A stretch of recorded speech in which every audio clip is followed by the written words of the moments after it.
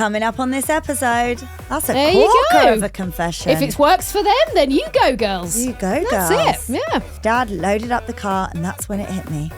The sex kit. What? Why don't we go and drop a couple of turds for the We Jorvik could Museum? be having like family heirlooms here in our stomachs. I mean, I might try and fossilise my own shit. I don't know how I feel about that. Well, I say live and let live. At least they didn't do incest. Be warned, it's LuAnna, and this podcast contains honest, upfront opinions, rants, bants, and general explicit content.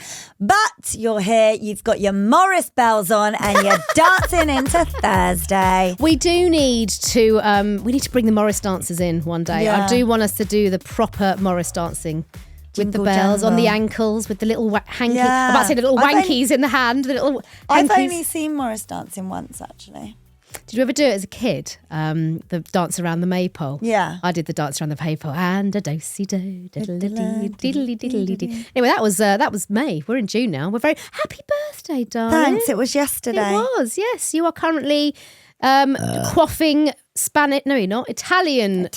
Cuisine with your hubby. I'm back today, actually. Having a lovely old time. But listen, this isn't about us. No, it's not. This is your episode, Lufannians. Oh, I like this, Anna. Here we go. Ask LuAnna anything Go on from then, darling. Rachel. Okay. I like it when we do these Ask Us Anything. Yes. You should send them in and ask Anything us. you like. And if we don't want to answer it, we just say no. We just won't answer it. So yeah. So ask she anything. says, Rachel says, hi all, love the pod. Obs, Anna looks amazing in this post. Oh, thank you. What post was that?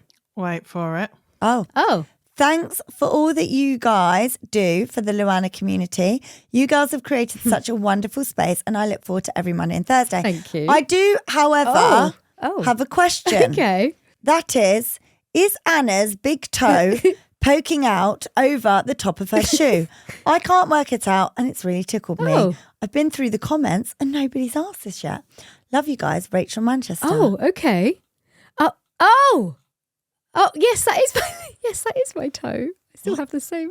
I have What the fuck? That looks so weird and distorted. What is kind that? of shoe is that? So this is a picture, Lufanny. It's a picture of me at Celebs Go Dating. I'm having me a little picky. I'm in my little chocolate brown two-piece. I'm wearing a platform shoe and my toe, big toe, does appear to be heavily deformed. Is that a closed toe shoe? No, it's a strap, like a sort of strap. Where's the rest of your foot? I don't know. I don't know. Oh, Lou. I get it. I think it's hidden underneath the trouser. Why are you wearing a shoe that's so big? Do you want to know the honest answer Because to the that? stylist got the wrong size. Yes. They always fucking do that. It was one size too big. It was a 38, not a 37. But I popped it on because I needed the height with the For the trouser. picture. Because it looks like it's a closed toe shoe. but and your It toe does. is poking is over over the the top. It does. It looks very, very weird. You have eagle eyes. Should have blacked that out. I had multiple agree. emails about this. Did you? No, Did you did you? actually? Yeah. Guys, thank you for being vigilant. No, basically Vigilant? Don't watch Emma, my stylist. Yeah, on this particular She pair of fucked up. shoe. Well, no, I have got a correct size now, but I had to wear the trousers were so long. I needed the platform shoe, but it does now. Yeah, I didn't stand There you very go. well. She's going to kill me for that. Wow. There you go. Right, we've got another message in from Anon. So Evangelina. Go on, you read it. Evangelina. Morning, LuAnna and Nemo. Right, so I've been living in Dubai for about 18 months now. Ooh, here we go. Lou is a national there now. Normally, I'm very loyal when it comes to my Botox. I fly home, I go to my trusted person, smooth forehead, happy days. But listen, it's been a hot minute and my forehead has started to resemble a shriveled up ball sack. Sexy, right? So I thought, you know what? It's time to bite the bullet. I hope she didn't go to my guy. Stop it. Wrong. Stop it. Bite the bullet and find someone local before you start getting mistaken for a deflated balloon animal. Then, light bulb moment. I remember the girls have spoken about Botox in doobs on the pod. So obviously I did what any normal, stable human being would do and Instagram stalked harder than a teenager with a crush. And I thought, well, if it's good enough for our Louisa, it's good enough for me. Yeah. Appointment He's really booked. good, this Wait, guy. well, let's see what happened. Oh, no. Feeling brave, big girl pants Oh, my on. God. I hope she hasn't got one face. Fast forward, I rock up to the clinic, fill out the little disclaimer form, you know, the ones, are you on medication, do you smoke, when did you hear about us? Gosh. And I ticked referral. Yes. Because technically Louisa referred me. Yeah. Right? So there I am in the treatment room, face lathered in numbing cream like I'm marinating for a barbecue. Yeah. Doctor comes in. We have the usual small talk. Where are you from? How long are you here, etc. He then looks at the form and goes, oh, a referral? Who referred you? My soul left my body. I panicked. I wasn't prepared for a bloody interrogation. I stammered out, a friend of a friend, trying to keep it casual, cool, mysterious. Like I hadn't just made my Botox booking based on a podcast episode and a 2-minute he does Instagram like to know who, though. I bet he really went in. So funny. But this man was not letting it go. There you go. Oh, who? Which friend? He asks again. You're right, Lou. Smiling sweetly, about to inject me. Really sweet, Dr. Mohammed. With God's nectar of youth. I blurt out, Louisa. He goes, Louisa Zisman. And because at that point I was in too deep, I just nodded enthusiastically like a desperate bobblehead. Yes, yes, Louisa, BFS, sisters in smooth foreheads. He proceeds to then tell me how lovely Louisa is. Oh, I'm so happy. You're going to get a freebie on this. He does give me a discount. What a great client she is. How she has basically bought half of Dubai to his clinic. Oh, well, I'll be asking for more discount, won't I? Meanwhile, I'm lying there thinking, mate, the closest I've got to Louisa is listening to her talk about sweaty gussets on my AirPods. Honestly, I wanted the chair to swallow me whole. Louisa, if by some miracle you hear this, I am hearing you it. are quite literally a queen in that clinic. Oh. And if you happen to book back in there when you're next in Dubai, pretend you know me, please. Just a friend of a friend, lol. Save my wrinkly little soul because he's done an absolute cracking job on my forehead. I'm so happy because I was worried when you first started reading this. I was like, I'll be honest, God, no. I was worried you'd done a dirt on her. And I'm not emotionally strong enough to find a new injector. Girls, keep up the hilarious work. My sister's 1,000% going to hear this and know it's me. I beg you to keep me a non and call me a granny name, Evangelina. Well, Evangelina, I don't know your name to be able to say. Just if he says, do you know, insert random name, let's just say yes. Actually, we had a girl right into the podcast. If you are living in Dubai and you want to know the name of this guy, he's called Mohammed El Gharabi and he's at Clinic L, which is in the Mayan Mall. He's very, very good. Very good, actually. You do know next time you go there, you're now not going to be able to get an appointment. You know, I've taken my mum there and everything. Yeah, so you've been wheeling everyone in. So I use Dr. Leah in England and Clinique L and Dr. Mo in Dubai. And the two are a great combo. There you go. I can also concur but I'm that not Dr. back Leah in is Dubai excellent. until October. So I'm going to be going to Dr. Leah now. She's brilliant. Her that facial I had the other week was She's just really so good, doctor. good. I need to book a facial there. So good, honestly. I actually need more Botox in my jaw because my clenching's out of control again. Well, also go on Aquatox. Got to give them a shout out too. Aquatox. My jowl lift is an absolute belter. Yeah, absolute belter. Right, voice note rant from Kirsty next. Hi, LuAnna. Live rant incoming. I'm struggling to get my words out because why do we never talk about train toilets? Train toilets, and you'll know what I mean. Those doors that kind of go round in an arch semicircle. Oh, we've done this. And, the no lati kind of toilets. Me and the Why are they still wiping. doing them like that? Right, so I went on an abroad train. Abroad train, and it was all written in a different language of how to lock said door. I could not work it out, so I did what I thought was right. Went over to the toilet, which is about 4,000 fucking yards the other way, and I've got a bodysuit on. Now, ladies, if you can just picture a bodysuit, does up obviously underneath the badge, and you've got a pair of trousers or a pair of shorts over the top of it. I've pulled down my trousers and I'm bent over. Please imagine this. Bent over and buckling my bodysuit. And as I'm in the process of doing this, someone presses the button from the other side. You knew it was going that way, didn't you? I did. A lovely man just stands there as I'm bent over, looking like I'm fingering myself, which I wasn't, can I just add? So I've gone, I'm in here. He's got all embarrassed. And normally if that happens, you just fucking close the door, don't you? And walk off or slam it shut and go, I'm in here. But you can't. I had to press this button and very slowly just watch as the door goes in slow-mo all the way so back awful. round. Fucking ridiculous. You can't even hide in there. You can't press the door to make it go quicker. It's fucking ridiculous. Change the system, guys. Change the toilets on trains. For the love of God, change the fucking toilets. We can't do that for you. We're sorry. I'd have got that on my system. Went over. Love the pod, guys. You're amazing. No need to keep me on. I'm Kirsty from Peterborough. It's a good rant, Kirsty. And those toilets are, the gift that keep on giving, quite honestly. I've had a few encounters myself. If you go back over old episodes, you'll hear about it. You'll hear it. We've got a shit gift now from a non. We called you Edith. She says, hello, you hilarious humans. Please give me my great granny's name, which is Edith. Lovely. A quick shit gift story. When I was about 15, which is an awkward age in general, my truly amazing great uncle, who was like another grandfather to me, was visiting us in Cape Town from London where he lived. He handed over a gift for me and for my brother. Excitedly, I opened mine up in front of my whole family. My darling great uncle could hardly contain his laughter as I pulled out a tiny little G-string which had mind the gap on the front. He thought it was hilarious and I almost died. On a side note, he was an Anglican priest. So a shit gift, but one that I still giggle about nowadays. Naughty priest. Mind the gap. Naughty. Oh, bless him. She's only 15. There's a whole, it's probably a bit very inappropriate. Yeah. Right, Krista, she has sent us in a voice note rant. Live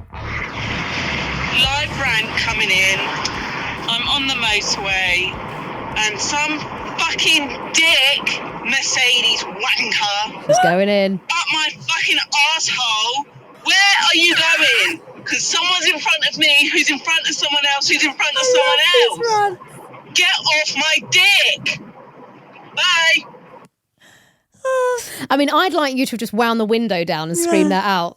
Get off. Or I want like a flashing sign so you can like just put like on the at the back back, and you just program it. Yes, you know there's you can get those. Message from Anonymous. So Betsy, hi girls, advice needed. Please keep me anonymous and hit me up with a granny name. A bit of a messy one. My parents have been separated but living together for 12 years. Oh wow, 12 years. Yeah, wow. The relationship ended because my dad had several affairs. My mum stayed home to raise us and only returned to part-time work once we were older. Meanwhile, my dad's worked full-time, paid all the bills and cleared the mortgage. Now they're finally divorcing and selling the house. They initially agreed to split it 50-50, but after getting legal advice, my mum wants to go after a bigger share because she's entitled to it. Here's my dilemma. I get that legally she might deserve more, especially given how much she sacrificed for us. But emotionally, I feel really conflicted. My dad worked so hard and it feels like he's been punished in a way. And am I wrong for being angry about it? I think divorce and breakdown it's messy all over the shop. I think the problem probably is, and what's taken into account, is the fact that your mum only works part-time and your dad has had that time to be able to work and to build a career and therefore earns more money. Whereas if your mum could have worked full-time and been able to be 50-50 financially, perhaps she would have done, but she couldn't because she was raising you. And then she's gone back to work. But I suppose your issue maybe is that your mum then only returned to work part-time and she could have gone full-time. And you think that when you're older, I don't know how older you were. Maybe you were older and had totally left home and she could have worked full-time then. I get this. This is really eggy. I think there's a lot of emotions at play. Look, he had a fair. It sounds like everyone kind of put a bit of a lid on it for a long time and made it happen. Now, like shit got real.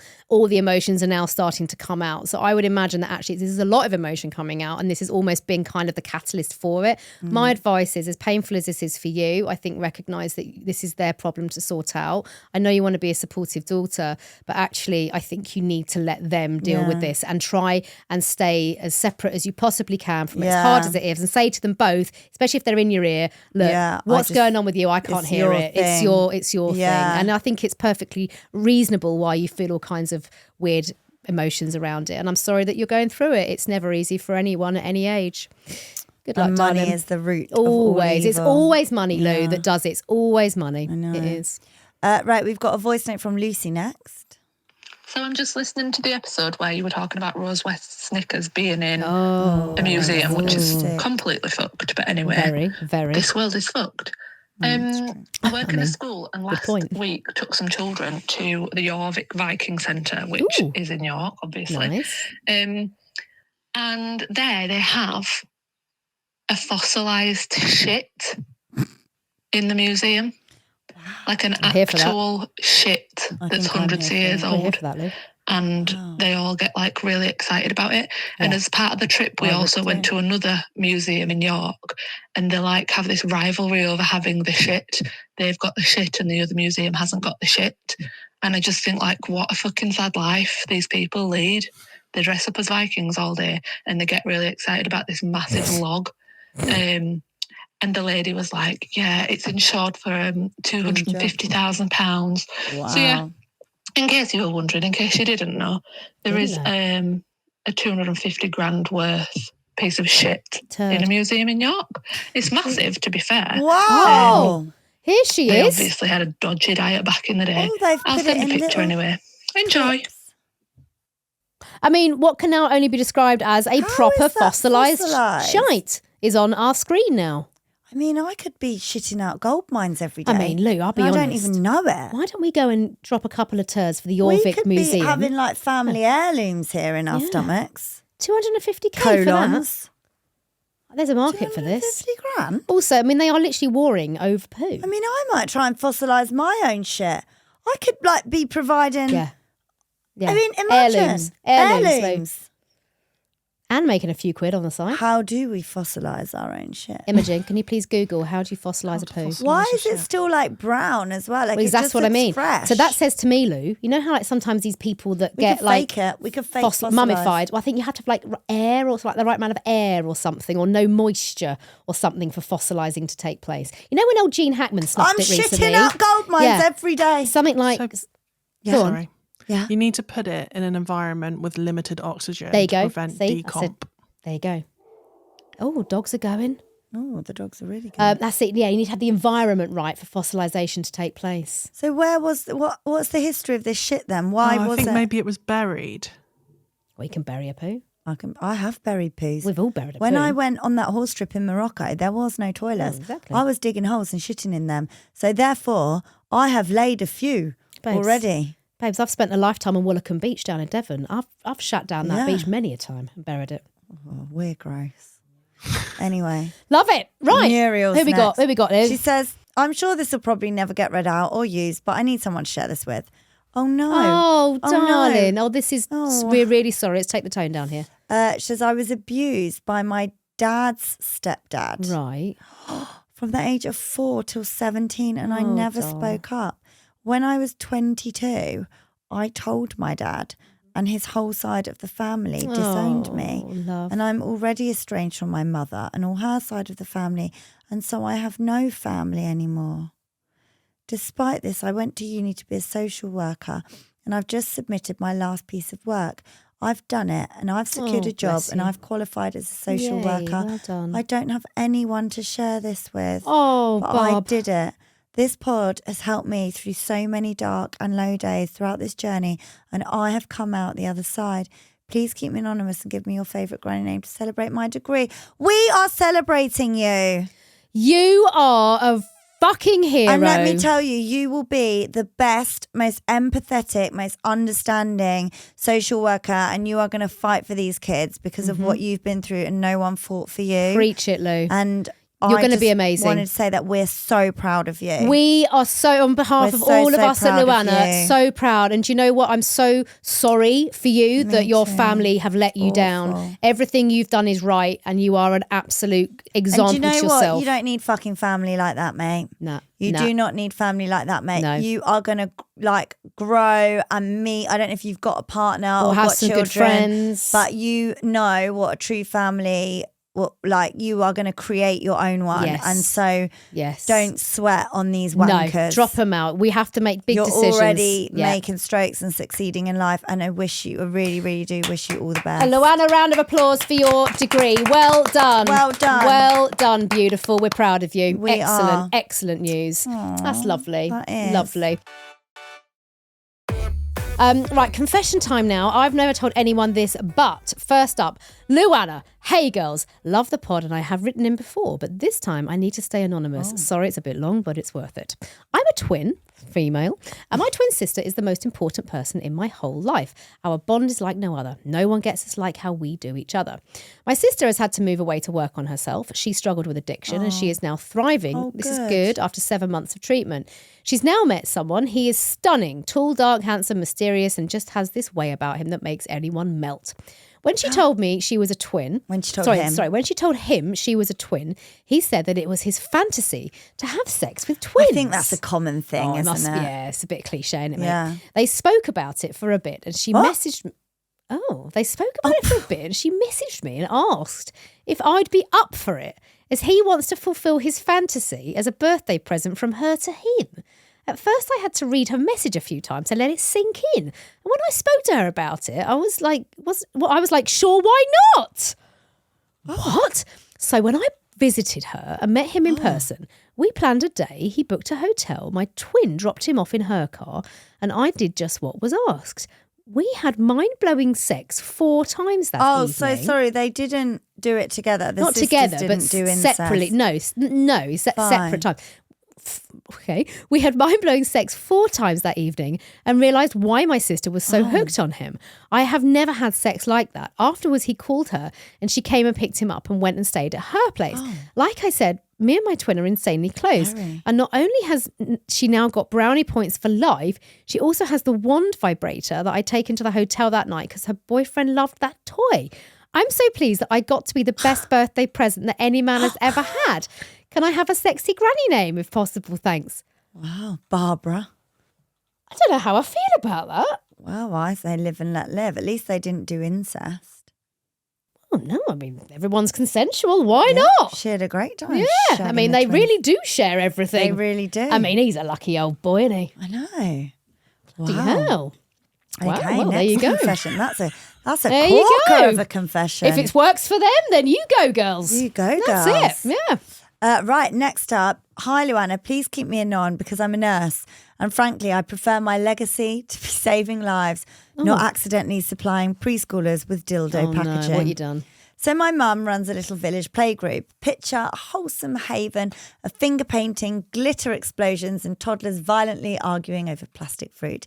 She's a bit of a crafting wizard and borderline hoarder, always on the hunt for bits and bobs for the kids. You know, stuff like egg cartons, cereal boxes and occasionally things that probably belong on a skip. Mm-hmm. This one day, she had a brilliant idea, a playgroup recycling centre. Oh, okay. The toddlers could sort through the rubbish like tiny eco-conscious bin men, educational and chaotic. It's a great idea. Anyway, Mum and Dad came to visit me at my flat, which is about an hour away. And of course, she clocked my mountain of recycling. Oh, can I take this back for the kids, she asked, already elbow deep in empty pasta boxes. Sure, I said, innocently and stupidly. Dad loaded up the car and that's when it hit me. The sex kit. What? Recently purchased, highly educational for adults, not remotely appropriate for a room full of 4-year-olds and a government inspection. No. And the packaging shaped like the toys. No. I'm talking crystal clear, moulded plastic hugging every curve like a pervy Tupperware. No. Somewhere in that recycling pile was a very anatomically enthusiastic bit of packaging now nestled between a Frosties box and a milk carton. Stop it. En route to playgroup town. Cue full body panic. I muttered something like, oh, I forgot to, and I legged it down the stairs, sprinting toward the car like a woman possessed. I tore into the boot like a bin panda, desperately searching for the dick-shaped danger. Visions flashed before my eyes, a toddler proudly showing Ofsted their rocket ship. Oh, no. My mother losing her childcare licence and my own funeral because of the toy scandal. Cause of death. Cause of death, sex toy scandal. Praise be to Anne Summers. I found it. Yanked it out like an Excalibur, hurled it in a bin and staggered away with adrenaline shakes. I'm pretty sure Dad saw it. He said nothing. Not ever. Of course, my sisters found out because no secret survives wine. Mm-hmm. And they told Mum. I now triple check my recycling before Mum comes because apparently one man's trash can almost be another child's inappropriate toy. My mother-in-law, right? So when I was away recently filming, mother-in-law, I went, I've just had a note through from the school to say about any extra recycling for the kids project like this. Yeah, they love all that Mother-in-law, she's always got modelling. that. Yeah, so she said, and then it wasn't till when I got back, she went, oh, she went, I think I might have made a bit of a faux pas. I went, oh, no. Why? She went, well, I took in the recycling like you asked. Oh, you've always got stuff lying around. She went, well, I've just realised they get a subscription to Oh My Crap toilet roll.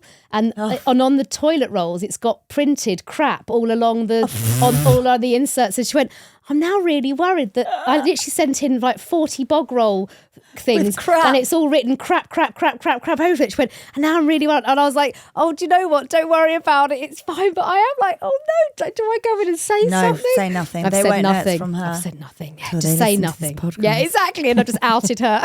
Well, listen, that is it for this week's LuAnna Yes. Totally Extra. You can write into us, LuAnna, at everythingluanna.com. We have a WhatsApp number, so send in all of your messages, please, and voice notes to 077 45 266 947. If you haven't followed us yet, please do hit follow on the top right hand so you are subscribed and you get us dropped every time we upload a new episode. We also want a rating, Lou, don't we? We like a rating, Yes, and we do please. like a review, and there's lots of LuAnna throughout the week, so you can also watch us on YouTube on Wednesdays and Fridays, as well as our regular pods on Mondays and Thursdays. So yeah, just a great big guff of LuAnna. It is. It's a LuAnna week. We love you. We will see you on Monday. Bye. You've been watching LuAnna the podcast. What do they need to do, Anna? Make sure you subscribe. Boom.